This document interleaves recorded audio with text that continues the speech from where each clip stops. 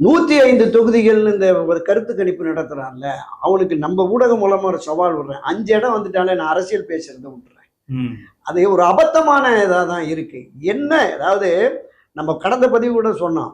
ஒவ்வொரு தொகுதியிலையும் திராவிட முன்னேற்றக் கழகமும், அண்ணா திராவிட முன்னேற்றக் கழகம் அதன் கூட்டணி கட்சிகளை நிறுத்துகிற வேட்பாளர்கள் என்பது பிரபலமானவர்கள். திமுகலாம் பழந்தின்னு கொட்டப்பட்ட ஆசாமிகள் தான் அங்க கேண்டிடேட்டா நிற்பான். அவனை எதிர்த்து நிற்கிற அண்ணா திராவிட முன்னேற்ற கழகமோ அல்லது அதன் கூட்டணி கட்சியோட வலுவானவர்களாக பிரபலமானவர்களாக இருப்பார்கள்.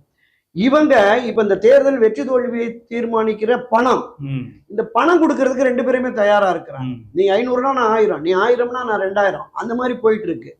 விஜய் நிறுத்துகிற வேட்பாளர் யாரா இருப்பாரு? அவருடைய ரசிகர் மன்ற தலைவரா இருப்பாரு. அவங்க என்ன சொல்றாங்கன்னா 234 தொகுதியில் விஜய் தான் நிக்கிறாரு, அவருதான் முகம், அது போதும் அப்படின்றாங்க.